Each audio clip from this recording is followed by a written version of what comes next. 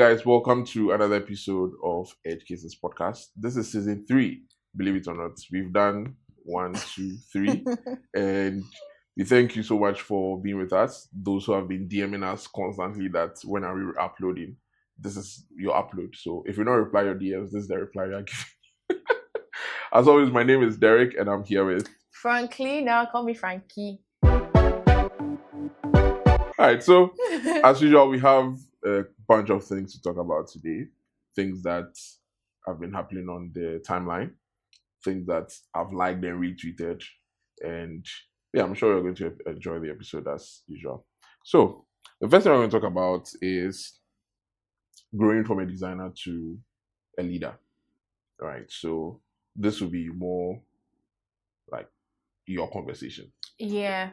Right? Why? Yeah. Because- For those who don't know, Franklin is like the whole country hotel designers. Hey! She's like yeah. No, So- no. But I'm a design manager. Yeah. I still refer to myself as a product designer though, but I work in my 9 to 5. I'm a design manager. So Yeah. I essentially lead all the design conversations on our merchant side. So Habitel is divided into two, if you think about it. We have the consumer side and then we have the merchant/business side. So Okay. I am in charge for designing experiences for businesses. Right. Okay. Businesses. So how did you what was the switch like for you? Moving from everyday designer to people now looking up to you for direction. Well, if I remember correctly, the first question that I asked myself is, what do I even know? Right? Because there was no preparation sort of. I just do Yeah. my thing. Like I get up, I show up, and then at one point they're like, oh, I've been doing well. So let's see, I think you are due for an upgrade. Yeah. And the upgrade was a huge upgrade.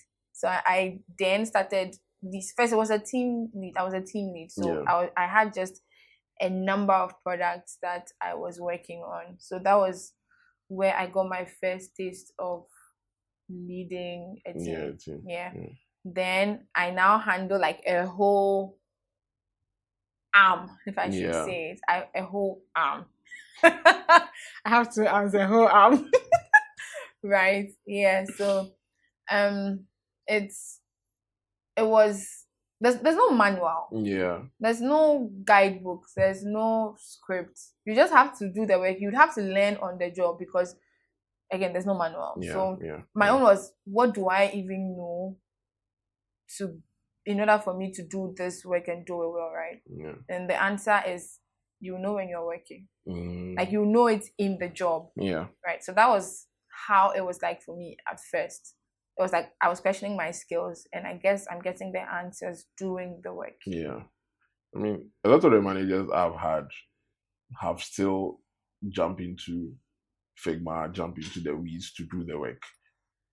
And sometimes I wonder if they are not overworking themselves because you see the amount of work they have to do on the business side of things, camera design to it. So is it something that you enjoy doing? Is it something that you do still? Is it something that maybe at some point you want to quit? So there's a thin line there. If I do it sometimes when I think what I'm trying to communicate isn't getting to the other party well.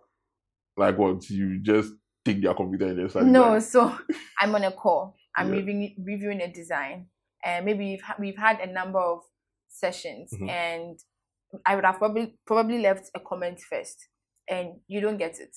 Then I have a call with you. You still don't get it. So you go do the work, you bring it, you still don't get it. My last resort is for me to be like, okay, mention me in the file. I'll go in and go and design maybe just that, not an entire thing. Yeah. So I'll just what I mean, right? Just to give you a very good visual sense of what I'm talking about. So I don't design like flows. I don't design actively in Habitel. It's something you look forward to. Designing in Habitel. Yeah, like looking forward to the person said I don't understand, and then you now jump into No, because then I'm spending too much. I have things to do. Hey, like what? I have other products to review. Like I have, if I'm to count, I manage let me just say 10 plus products, Mhm. right? So I can't waste my, I wouldn't say Yeah. waste, sorry. I can't You can't spend invest too much. time trying to design for you. Okay. I can't do that. So I would guide you. This is what I'm looking Yeah. to do, or this is what stakeholders are looking for. So do it like this.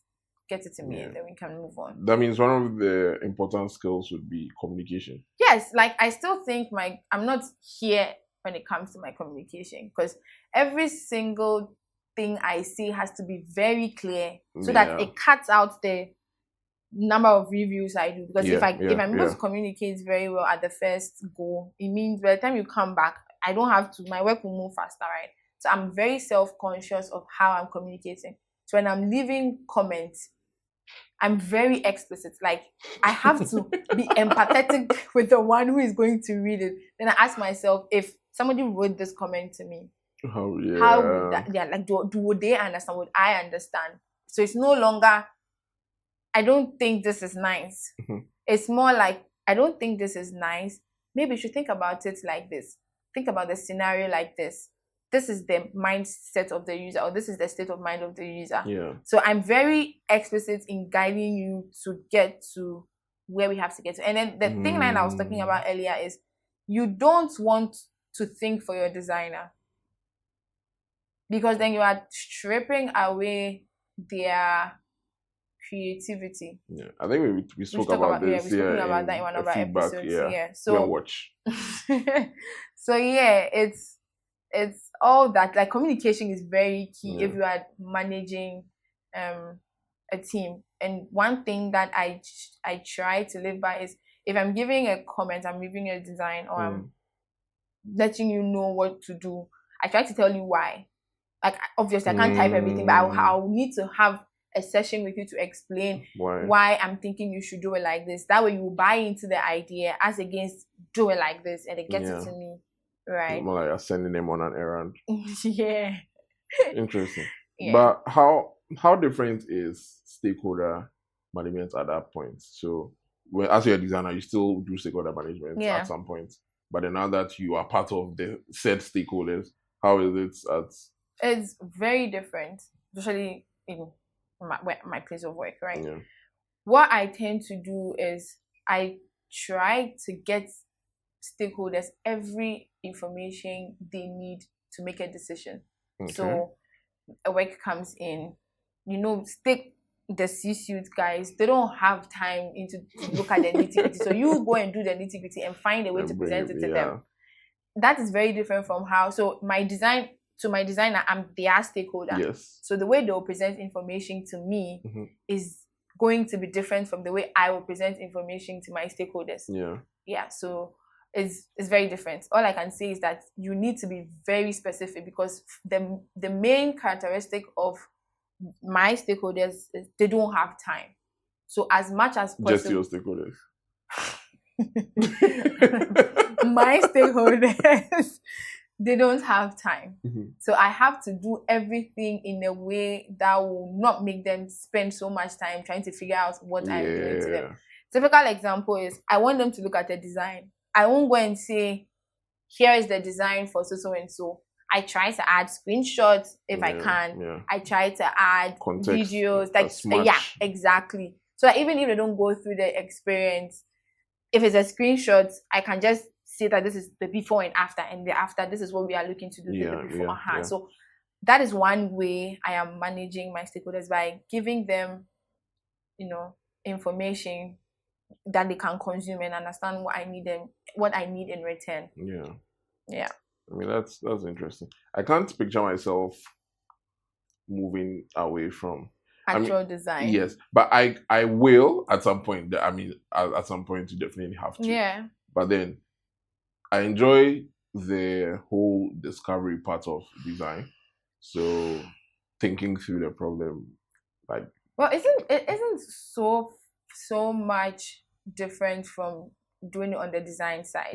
Just that now you are not thinking through the problem with frames and artboards. Yeah. Right now you're thinking more of the experience, like it's more abstract than visual. Yeah. So then it means you enjoy the visual part of it. Not really. So as in like you like the duplicate and then try, like duplicate. Yeah, I and like then, the creative part of not think, and then give to someone and then the person goes to execute. Yeah, that is I don't like where that. we that's where we are different. I don't like that because I want to be as hands-on as possible, but then I also recognize the fact that you can't be hands-on forever. No. But then also, that means every time I have to get somebody that can execute as good as I think it should be. That's the thing with trying to find someone who is as good. Yeah, that's the thing. You'll probably never get somebody who works like you. Sad truth. Yeah. You will never get someone who works like you. So that's where trust comes into play. Yeah, but how much that's one reason why some of my projects I tend to do it myself, because there are times that see I can wake up and maybe midnight or 1 a.m. or I'm behind my PC till like 3, right? I can't trust somebody to have that same dedication. That one, yeah. So now where do you bridge the gap? Is it being somebody who manages other designers? There are some times that you definitely know that this execution can be more efficient. Yeah. The person can produce this thing within 2 hours, yeah. but then the person takes the whole day. Right? How do you approach that? Is it through encouragement or babying the person, or you are firm, or like how do you deadline? Like once you are, the thing is you're working at the end of the day, you're working for someone. You or the person you are working for? The person I'm working for, at the end of the day, you are working for the company. Yeah. So if I need my work done, I need it by a certain time, and you have to show up. So if you can't show up, you let me know. Then we find a way around it. What's the punishment for that? For not showing up, there's no punishment. But so then how the repercussions are that I don't want to look bad in front of my bosses. So what do you do? Do you can you name and shame people? Do you name and shame some of your So no mind. What do you do? Do you call them out? Like what? Because you can't punish them. You can't let them kneel down. Yeah. So what do you do? Okay, let me see. You shout at them. And I don't shout at them. I just only confront them.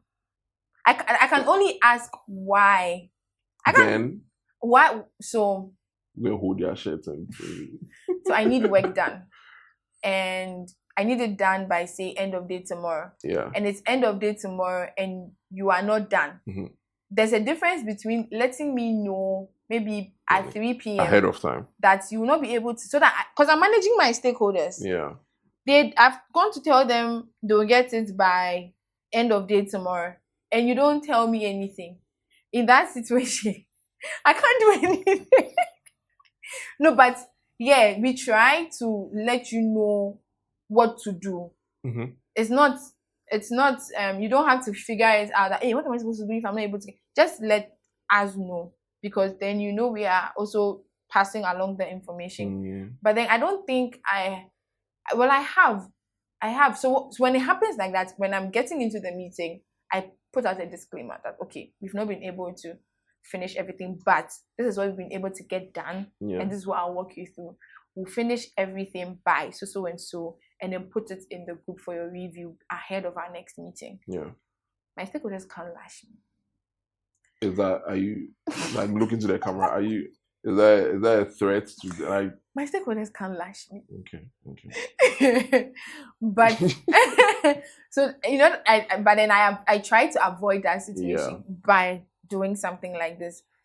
Deadlines are like the way we move forward, get work done. Because if I give you work and I don't add a deadline to it, best believe the person will use 1 whole month to design a model.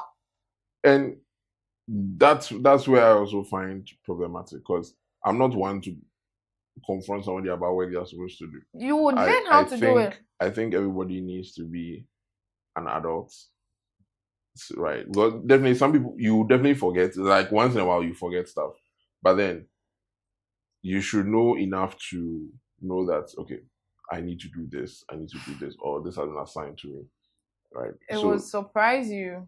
Really? It will surprise you to know you would you would have to do all the things that you would never see yourself doing. Trust me. Like you would see yourself confronting people. Yeah. You would see yourself getting angry and then trying to choose your words carefully because you don't want to be the boss who uses, So that language. when does empathy become a problem within the team? Because you want to give empathy, you want to show empathy to people, and then the person goes against the deadline once, twice, third time, fourth time. Now other team members are looking. How are you firm but still empathetic towards that situation, whilst not letting the other team members undermine you because you didn't do anything when team member A went against whatever directive we gave?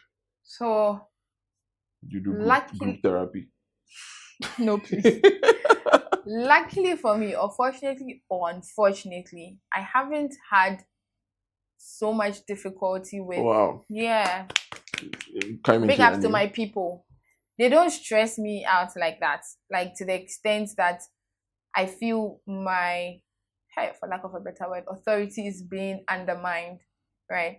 So if we notice something, the first thing, this is how the hierarchy is. There's me, there's another level of team leads than the actual designers. Okay. Okay. So my team leads. So you're far up.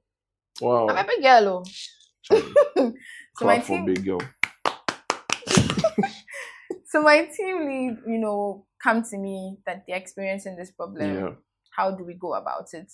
And the nice thing about my role is I don't know anything. I don't know everything, sorry. So I'll go to my the person on the other side, the other arm, head of the other arm, and have that discussion with him.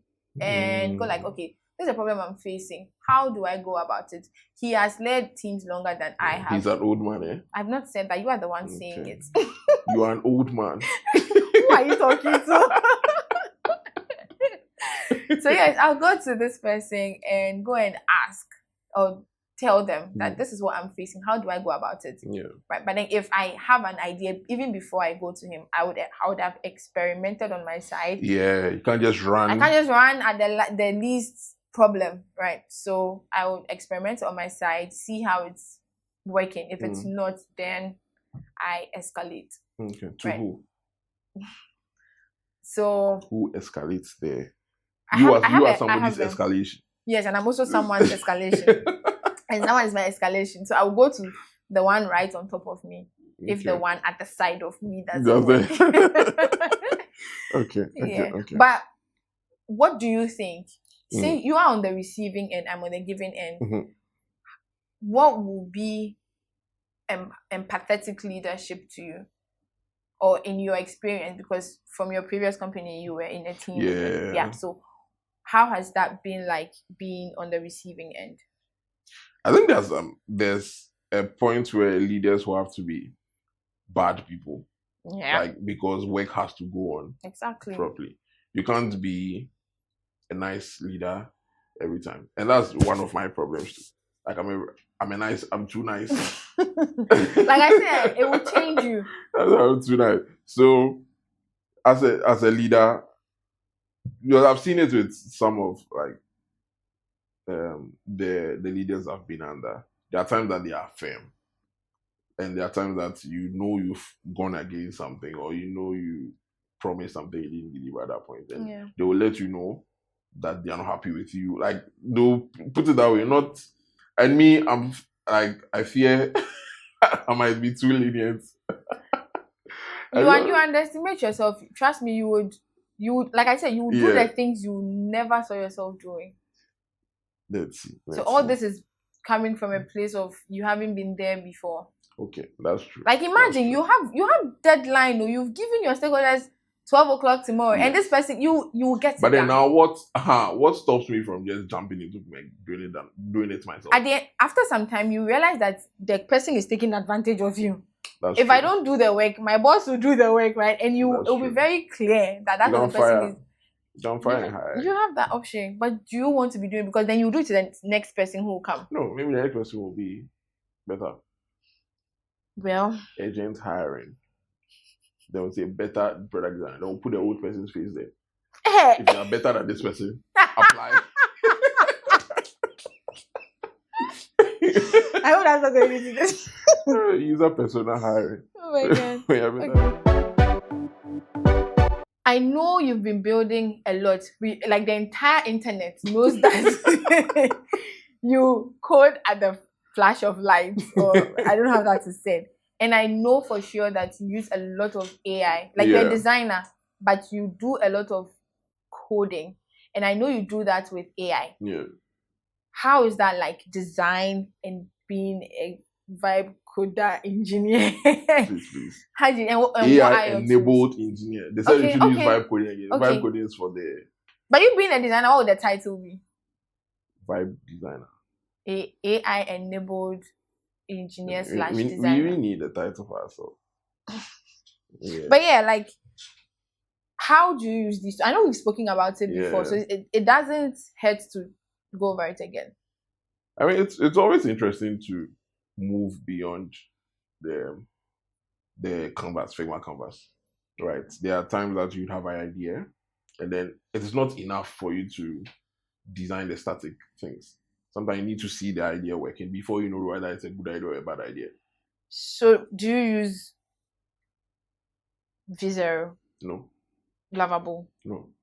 Bold? No. What do you use? So I built with Keza primarily. Okay. So what I when V0 came out, I tried it, but I tried it maybe twice, and then it was too slow for me. Then Lovable 2 was too basic. Then Bolt 2, I really didn't get the UX in me too. Bolt, so I stopped using it. But my team uses Bolt right now, once in a while, to prototype ideas. Who uses it, if you don't mind me asking? The product manager. Okay. Yeah. So use it to. So wait, then does this even deviate from what we're talking about? But well, it's engineering and it's design. How does he come in with that, and then you step into that, like take over with design?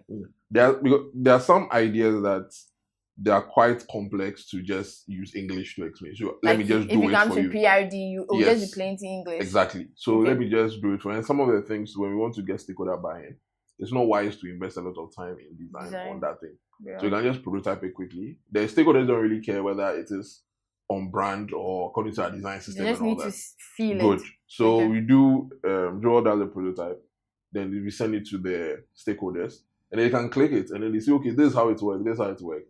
And then when we get the buy-in, then it comes to design. Okay. Right. So then you are using design effectively in that. Yes. You don't have to waste time doing 50 screens and then they'll come back and then let's shelve this idea. It has happened before recently where Joel did a prototype, sent it to the stakeholder. Figma prototype? No, Bolt. Figma prototype. No. Hey. Joel is better in Bolt than Figma. Let's just end it. Okay. Okay, so we did a prototype in Bolt. It was really solid. But then the idea was shelved. And that was it. It was quite huge. It was multiple screens. So imagine if you had wasted time in Figma. Not wasted. Imagine you had spent time doing that. It would have cost other projects. Right. So it's more of ideating, brainstorming. Some of the times too, I have multiple ideas on stuff that I want to iterate on.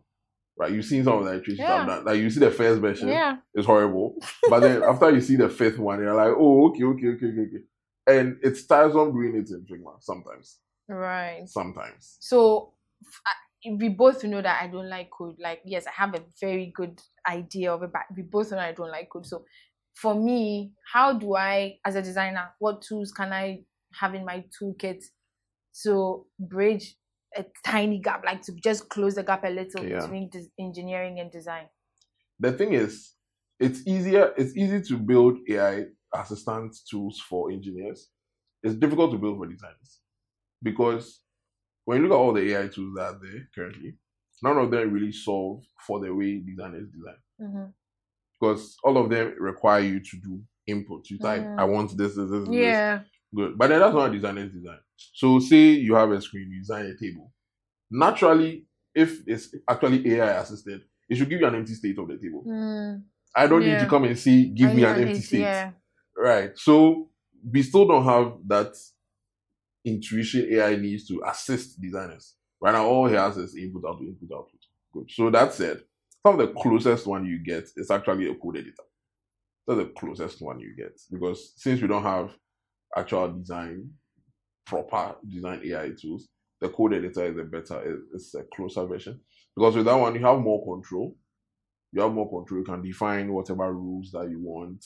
If it's Keza, so Keza, sometimes I define my Keza rules and all those things. So if I build something, it knows to build another thing for me based on what I've just built. You know what I'm thinking right now? Thinking maybe we can have a session where you walk me $4.99. But yeah, I think there's a lot we can learn. I think we talk a lot about it. Yeah. We probably need to see someone in action. Gosh. Would you? Yeah, maybe soon. Maybe maybe we can one of these days. Yeah. But it's quite interesting the number of things you can do, and some of these things too. It's you hear them coming from someone, but if you don't do them yourself, yeah, because you're not going to. Because one of the things I've learned from using Keza and all, you have to because learn yourself. Yeah, I got stuck somewhere, and I started doing it. So yeah, maybe one day we can do a session on it. So if you think Kesa is a big deal, you can try Lavabo. It's basic, but at least you get your hands dirty, close that design and engineering gap. So this episode's hot take is, I don't know if it's spicy or it is ginger or I don't know. AI won't replace designers, but designers who use AI will replace those who don't use AI. And I believe it. Why? Whether you like it or not, AI makes our work easier. True. Like, they say you should work smarter, not harder. And right now, the way to work smarter is with AI. I think we have an episode about this. Yeah. But again, it doesn't hurt to go over. So today, for instance, I was supposed to get some copy for an empty state. Mm-hmm. Under normal circumstances, maybe back in 2022, if I were a designer, I have to sit down and then craft my own copy. Like we all know, English is very hard, and that can take it can take time unless you are not being very conscious about what you want to put on the page. But I think every designer has to be conscious about what to put on the page. Yeah. So today, this is me trying to get copy for empty states. Like you would think an empty state should just be there's no whatever created, then your button is there, create new, or no user has been created, then button there, create add new. Yeah, that's what make meaning. No. But it has to be intentional. And then so what I do is I'll take a screenshot of the page, I'll dump it in ChatGPT, then I would describe what the page is with data. Like what is the whole point of the page? Let's just say it is a payment page where our transactions page where you are basically tracking your transactions. So I'll tell ChatGPT that this is the page, this is the overview, this is what users can do, these are the features on the page. Now I want copy. Okay.